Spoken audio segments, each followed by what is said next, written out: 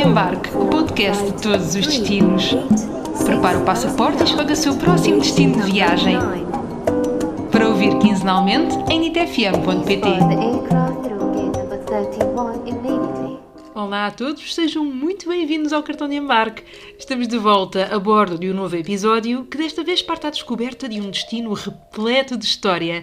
Nós estivéssemos a falar de um dos berços da civilização. Egito, aqui vamos nós. Imaginem o Nordeste de África e o Sudoeste da Ásia. É aí que encontramos a República Árabe do Egito, um país mediterrâneo que também é banhado pelo Mar Vermelho. Quando falamos do Egito, é impossível não pensar nos seus templos, que foram construídos para o culto dos deuses e para celebrar os faraós do Antigo Egito. É sobre isso mesmo que nos vai falar o Hani Helmi. O seu mundo divide-se entre a fotografia e o turismo. É em Abu Simbel que tem a sua empresa turística e onde abriu a porta, pelo menos a porta digital, da sua guest house para falar connosco. Também em Portugal as conversas foram como as cerejas, especialmente com quem esteve 16 dias a explorar este país. Hoje, os The Wise Travelers falam-nos sobre a forma como as viagens mudaram a sua vida e de como ser sustentável em viagem é bem mais fácil do que parece. Connosco, a Sandrina e o Tiago.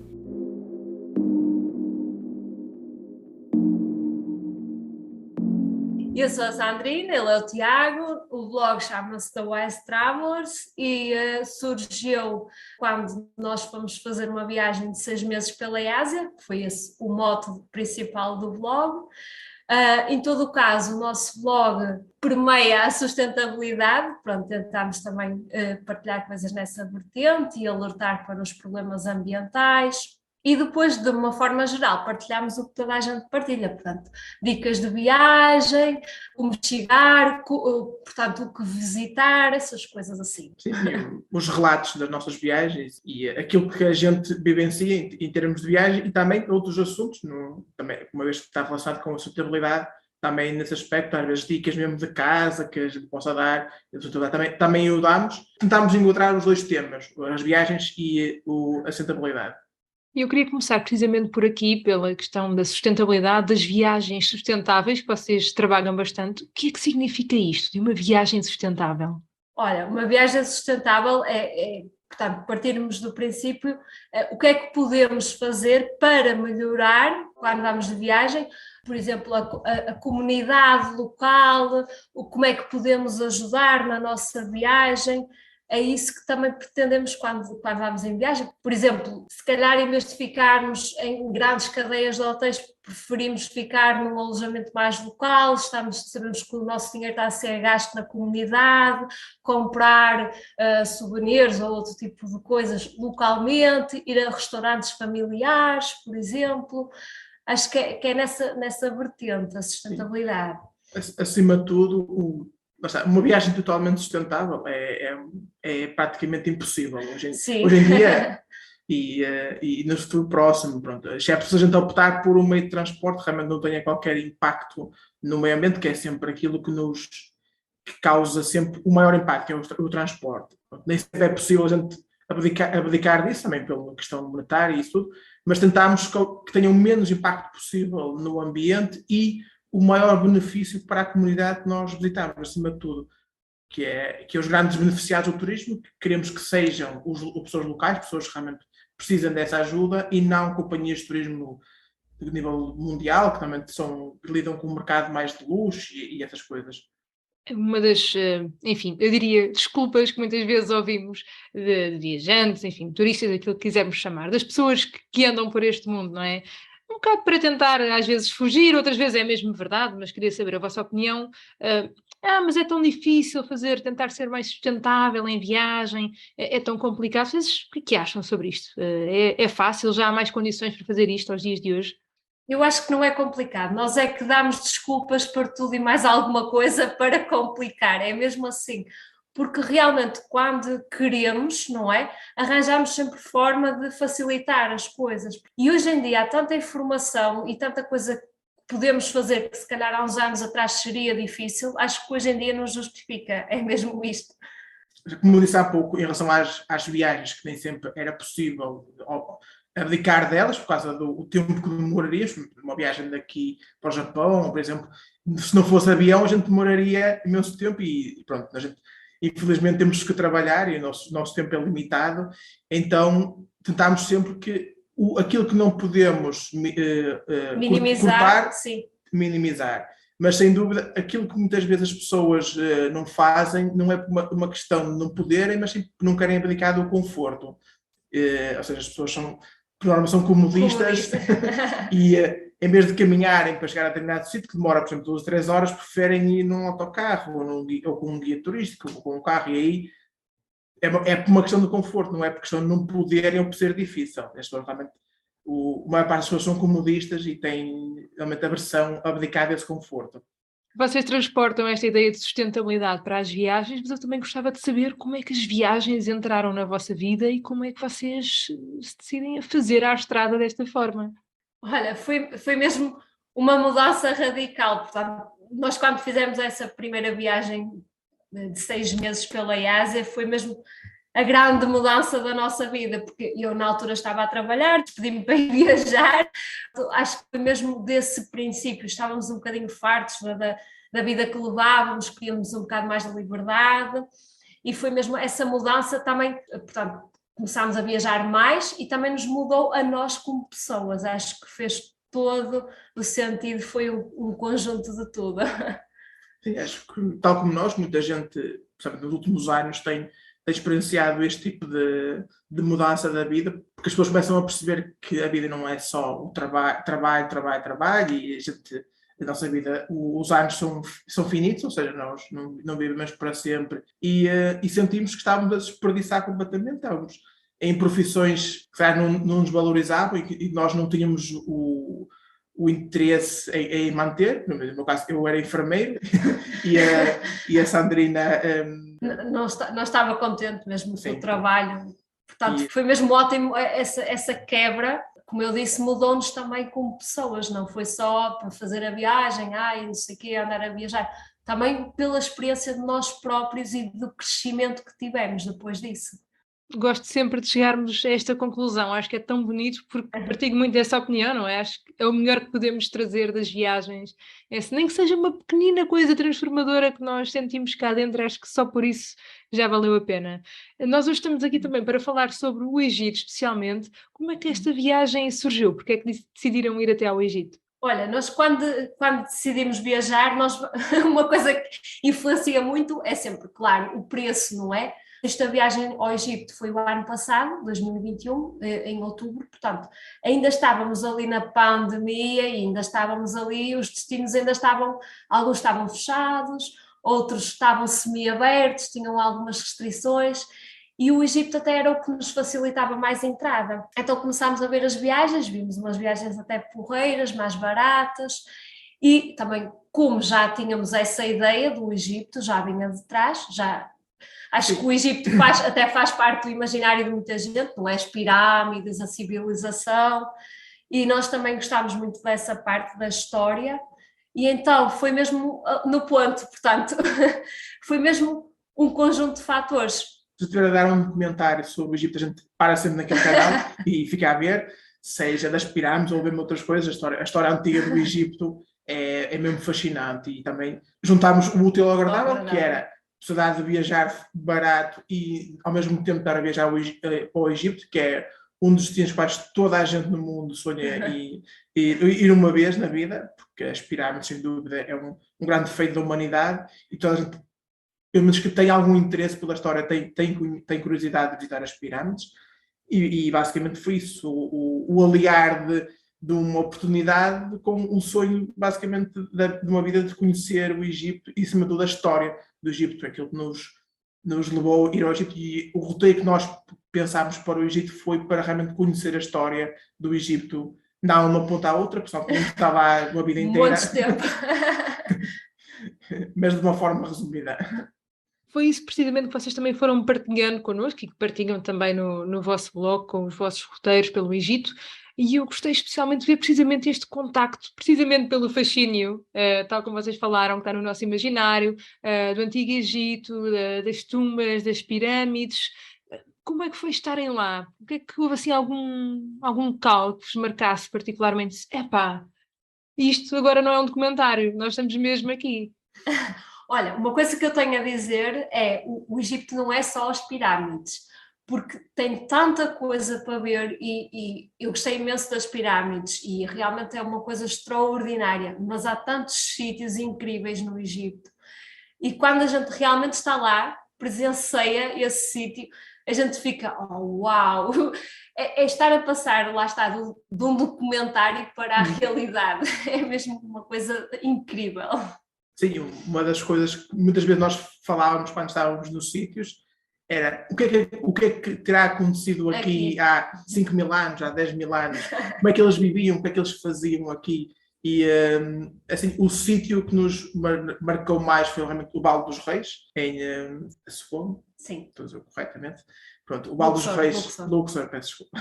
Pronto, o Vale dos Reis é realmente algo incrível, ver as pirâmides pela sua grandeza, mas acho que o Vale dos Reis, pelo registro histórico e pela qualidade de preservação que há nas tumbas dos faraós, é realmente incrível. Estar lá dentro de um sítio onde foi sepultado alguém há milhares de anos e foi sem dúvida uma experiência única. Mas tal como vocês já referiram, o Egito é muito mais do que isso. A vossa viagem começou em Hurghada, certo? Sim, foi a porta de entrada e o Hurghada é um bocadinho diferente até do resto, digamos, do Egito, porque é muito mais turístico e o tipo turístico. Sim, o tipo de turista é diferente. Sim, o tipo de turista é diferente, portanto, quem vai para o Hurghada vai muito para procurar o Mar Vermelho e fazer mergulho, snorkeling, pronto, se calhar ali não há aquela vertente mais histórica, digamos assim, mas até é um bom começo, ou um bom fim, digamos assim, e ali é um pouco de tudo à viagem, ou seja, nós começámos aí, fizemos ali um bocadinho no Mar Vermelho, um snorkeling e visitámos ali umas praias, mas depois então passámos para a parte histórica e é isso que o Egito também tem muito bom, portanto, dá-nos facilidade de abranger o público-alvo, não tem um público-alvo, portanto abrange todo o tipo de público. Sim, como a Catarina referiu, para além de sermos amantes da história, também somos amantes do mar e da vida marinha. E então, sempre a oportunidade de fazer snorkeling e de ver corais é sempre também ligado também depois à parte da sustentabilidade, uma vez que o coral é uma coisa que é muito frágil e então também poder relatar como é que está o estado do coral no Mar Vermelho, também nós já estivemos em outros locais do mundo onde conseguimos ver o coral intacto e comparar como é que um sítio se compara com o outro, e realmente, no nosso caso, foi a porta de entrada, mas podia muito bem ter sido a porta de saída, e é sempre bom aliar uns dias de descanso, de praia, de mar, a uma viagem histórica, para complementar. Sim, em todo o caso também é cansativo, que é sempre frenético, é sempre de um lado para o outro, não paramos um dia. Costumamos dizer que vimos mais cansados das férias do que vamos. Visitar o Egito é mesmo como dar um mergulho na história, mas também é uma excelente oportunidade para mergulhar no Mar Vermelho.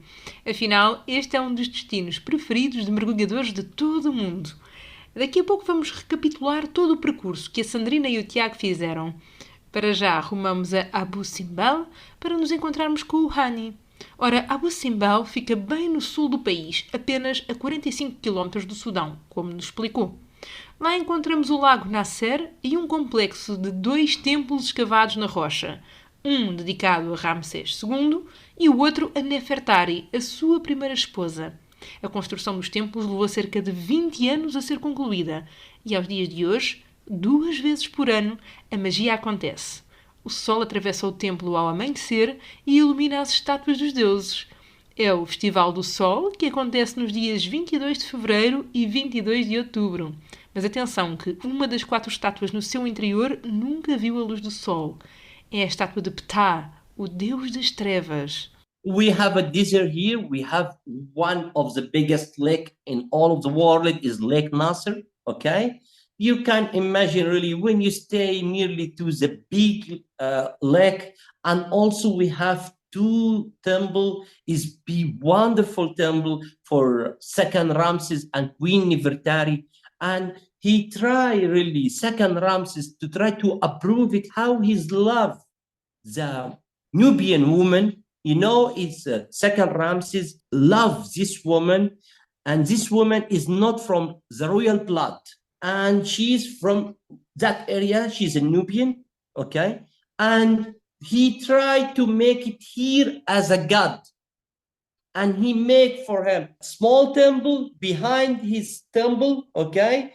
To try to say, I am so love of this woman. And he tried to mention inside the temple how this woman, she's beautiful, his character, and also the name, what she have, because Nefertari, she have two name. Like Nefer is Egyptian name, is about the lady, the beautiful lady is Nefer. Tari is a Nubian name, she's arrived. And also we have here in Abu Simbel 2 times is sun festival. Is the sun is go inside the temple, to the deep of the temple, to facing second Ramses.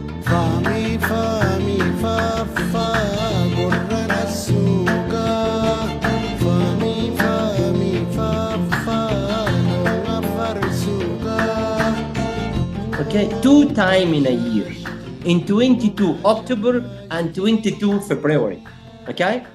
And this is happened really after they removed the temple from down to up. You know, that temple is removed. Now is not the original place, because when you start to make the dam in 1960, okay, start the water to make a dangerous for destroyed some monument here in a Nubian area, okay? For that, really, they try to save the temple and try to cut it and remove from down to up.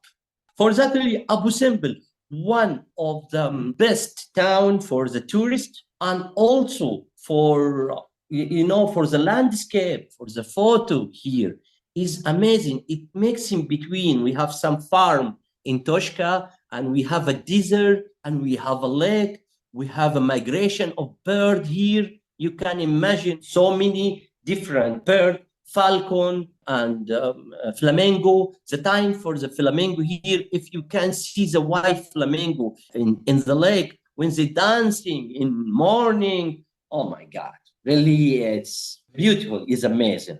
It's amazing. Yeah. I'm just amazed with the diversity of this region, of this specific region, because, you know, sometimes you think about Egypt and you think about all this amazing history, all the legacy, but there is a lot of diversity in the country. Exactly.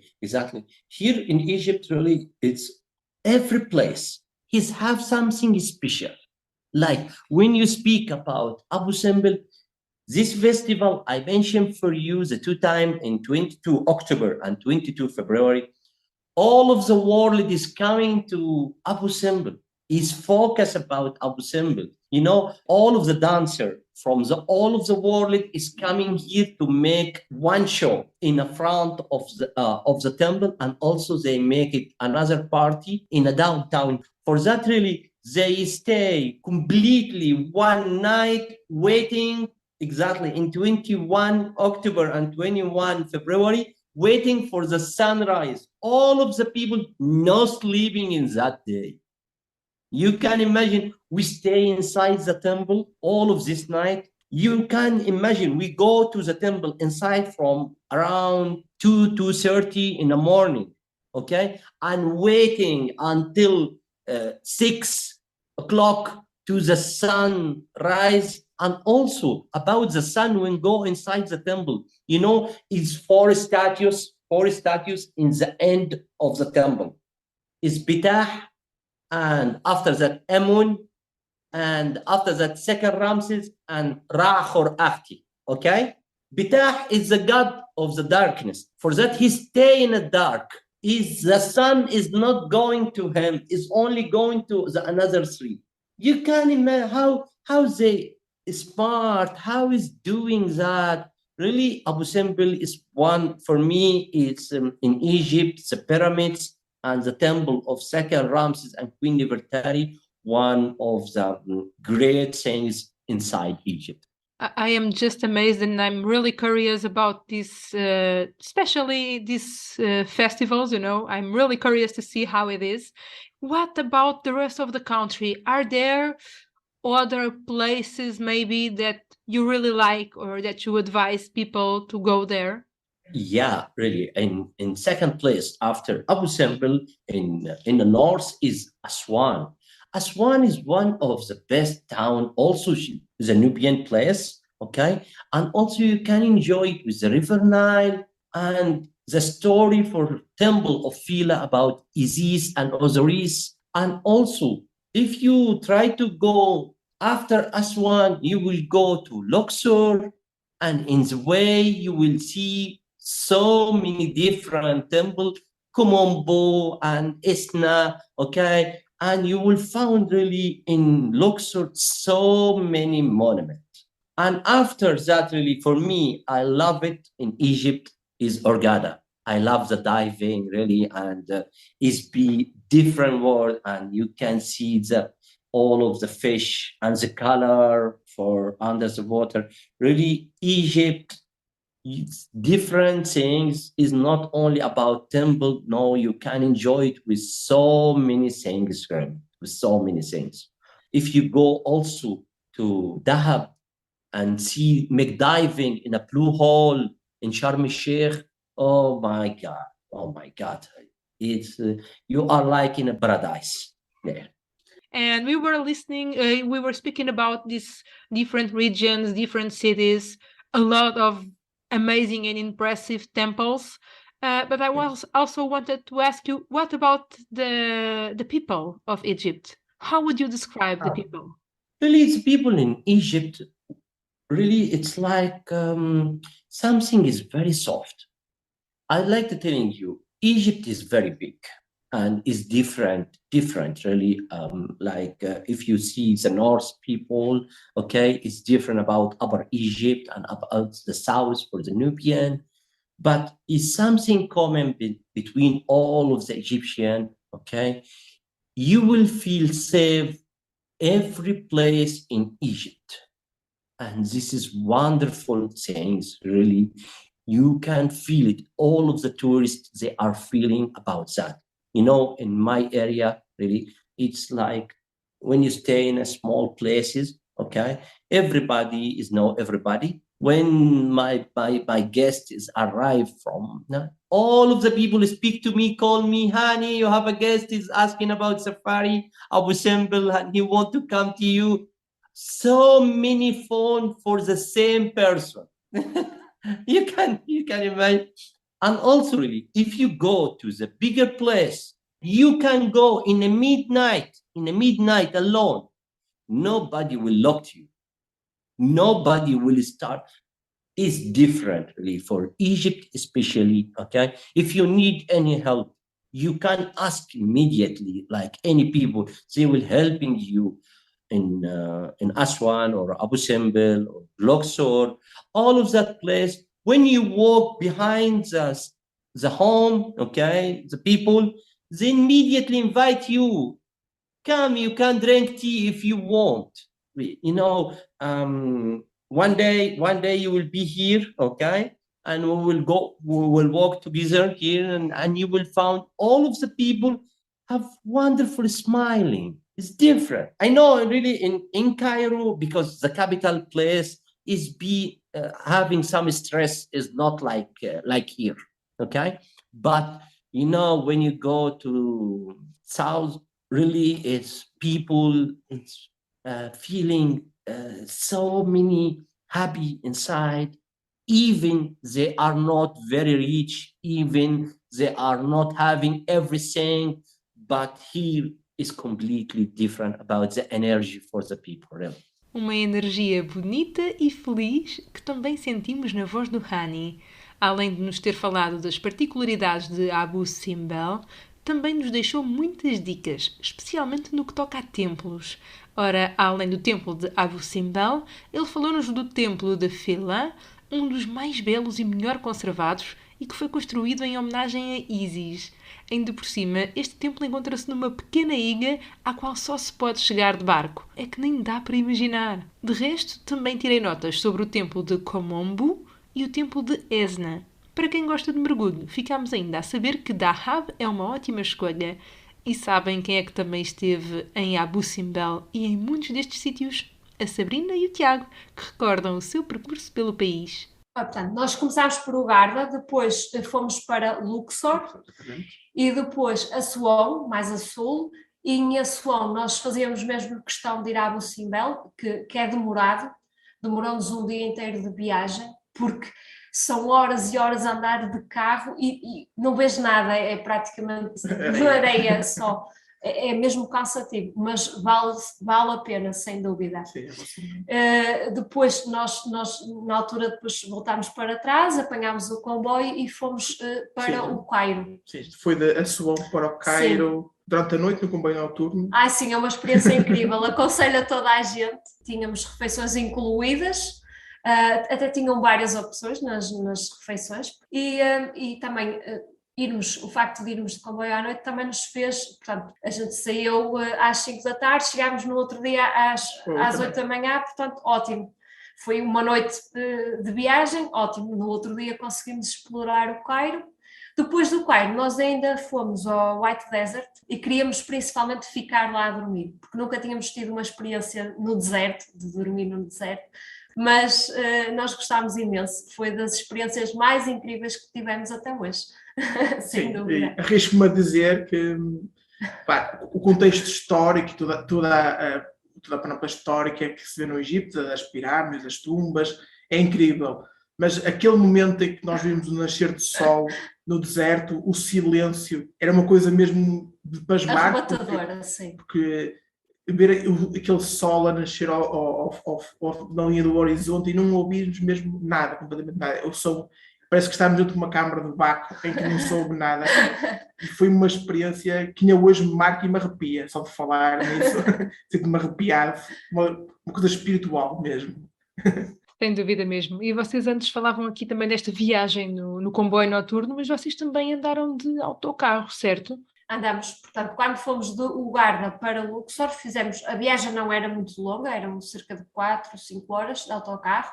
Mas foi confortável, portanto, as estradas no Egito não são propriamente em terra, são estrada Alcatrão, sim, normal, Alcatrão, só que são longas estradas, portanto, retas, se calhar é uma reta infinita, sempre ali de autocarro, e a paisagem, a verdade é que não é a mais bonita de sempre, porque só vemos areia, areia, areia, não é? Mas foi super confortável, portanto chegámos bem, não tivemos qualquer insegurança, foi super tranquilo andar de autocarro no Egito. Sim. Também fomos, quando na altura que fomos para o White Desert também foi de autocarro. Nós fomos até uma localidade que agora não me recordo. Sim. Em que o nosso guia que vinha depois fazer a visita ao White Desert nos foi apanhar. Então a viagem foi de autocarro e ainda mais demorada, que foi cerca de 5 horas, mais ou menos. Pronto, mais ou menos tem ar-condicionado, o autocarro para aquele calor. E as viagens no Egito são sempre muito longas. O Egito é um país enorme, em relação a Portugal tem uma distância, uma área enorme, e todos os sítios são longe, ficam cerca de 4 horas, 3 horas de viagem uns dos outros, não há assim coisas muito perto. Por isso as viagens, apesar de longas, são confortáveis, a rede de transportes até é eficaz. Falávamos há pouco da passagem pelo deserto, da magia do deserto e da vossa ida ao White Desert. O que é que se seguiu na viagem? Depois do White Desert, nós voltámos ao Cairo e ficámos lá uns dias, visitámos os museus, foi só isso, e depois foi mesmo, voltámos para casa. Nós, no entanto, na altura tínhamos pensado ir a Siwa, ao oásis de Siwa, mas a viagem era 12 horas e então já não tínhamos mais dias de férias, não tínhamos mais tempo, não conseguimos mesmo, com muita pena nossa, porque era uma coisa que gostávamos. Eu vi que vocês iam fazendo uma coisa que eu adoro fazer sempre que possível. iam comer refeições com locais, com pessoas do Egito, não é? Em sítios típicos, com comida típica. Como é que isto acontecia? É assim, nós já tínhamos esse hábito anteriormente na Ásia. Às vezes éramos os únicos estrangeiros num restaurante só com tailandeses, por exemplo. Mas é ótimo essa experiência. E os locais, em todo caso, no Egito e nos outros países que já fomos, nunca nos aconteceu. Portanto, nós estamos a comer com eles, mas é super normal para eles. Nunca tivemos má experiência.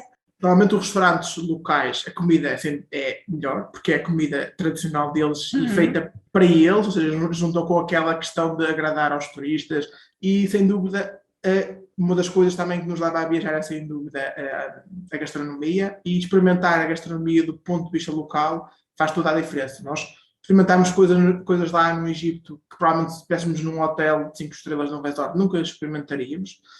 Às vezes um bocado estranho, como é óbvio, para nós, que não está habituado, mas coisas muito boas que não fazia ideia que na culinária egípcia se utilizava e ficámos fãs da comida egípcia, sem dúvida. O que é que mais gostaram assim na cozinha egípcia? Olha, difícil responder. Nós comemos num restaurante tradicional, como o nosso guia, e ele mostrou-nos um bocadinho da culinária e mesmo o nome dos pratos, que a maior parte eu não me recordo. É verdade, porque o nome às vezes é complicado. E na altura nós comemos uma sopa. É sopa verde. Era uma sopa, digamos que era uma sopa verde, tem um nome próprio, eu peço desculpa, mas eu não me recordo, o nome era mesmo estranho, era uma sopa verde, mas era mesmo muito boa, muito boa. Sim. E uma coisa que é difícil para mim é comer sopa fora de Portugal, porque as nossas sopas são sempre tão boas. Por exemplo, na Ásia, eu tinha imensa dificuldade, porque o Tiago até come qualquer coisa, eu não sou muito esquisita, mas sou mais esquisita do que ele, portanto, as sopas é uma coisa que realmente fora de Portugal eu acho que não me lembro de gostar assim tanto como essa no Egito. E depois um dos pratos mais típicos, que é o kofta, que é carne moída com especiarias, quase já de kebab. A carne grelhada com especiarias, que é muito usual, tanto a carne de kebab como o kofta, são realmente bons. E, acima de tudo, no Egito destaca-se os legumes, que eles têm uma variedade de legumes que utilizam muito, desde a berinjela, o tomate, que são produzidos na zona à volta do Nilo e que são normalmente legumes criados de uma forma natural, ou seja, têm um sabor incrível em relação àqueles que são comprados no supermercado. E eu lembro de nós, aquilo era arroz com ocre. O Tiago também gostou muito, foi da berinjela grelhada. Sim, berinjela nós comemos quando fomos ao White Desert, ele achou aquilo fantástico. Nunca tínhamos experimentado a berinjela grelhada e realmente era muito boa. Temos de fazer este pedido de desculpa a quem nos estiver a ouvir perto da hora da refeição. São sempre momentos difíceis, mas, enfim, extremamente necessários para quem, enfim, como nós os três, gosta de explorar a gastronomia quando está em viagem. Acho que isso também é parte essencial da viagem, também para conhecermos um bocadinho, não é, do outro lado da gastronomia, não é, local, acho que faz parte da viagem. Nós, lá no Egito tivemos uma vantagem, num dos tours, até foi em Hurghada que a gente fez, o guia que estava connosco era uma pessoa espetacular, e ele disse, podíamos levar aqui fomos visitar uma estância balnear, em que normalmente dava para fazer snorkeling, essas coisas, e lá tinha restaurantes, mas eram restaurantes pensados para turistas, com comida rápida, pizzas, hambúrguer, essas coisas, e ele disse, podíamos levar aqui, mas vocês aqui não vão experimentar realmente a comida egípcia.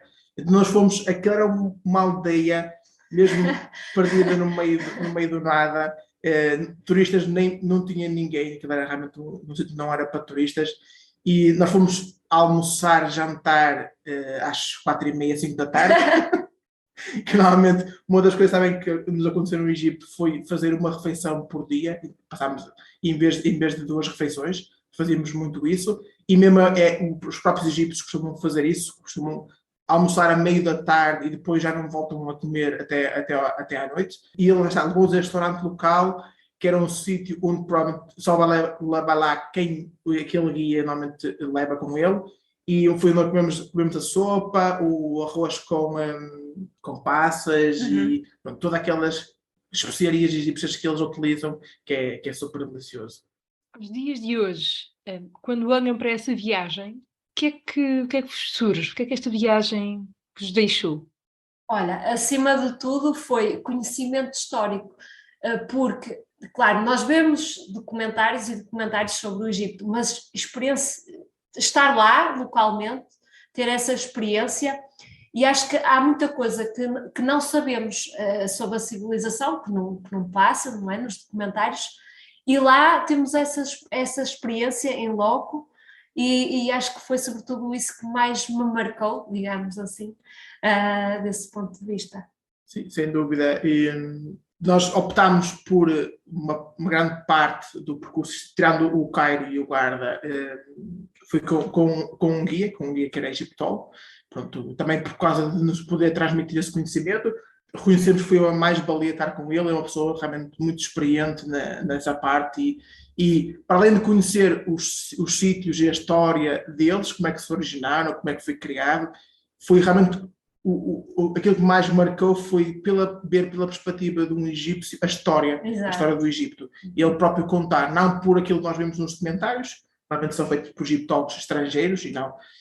Fui ver por alguém egípcio que vive lá e toda a vida trabalhou naquela área, nos poder contar as histórias, muitas vezes que não são retratadas nos documentários, são histórias de fábulas e lendas que não passam nos documentários, e conhecer esta vertente histórica foi realmente o mais importante desta viagem. Uma viagem pela história que, no fundo, é de todos nós. Obrigada, Sabrina e Tiago. Obrigada também ao Hani por nos ajudarem a descobrir o berço de uma civilização tão fascinante como foi a civilização egípcia. Quanto a nós, até ao próximo destino.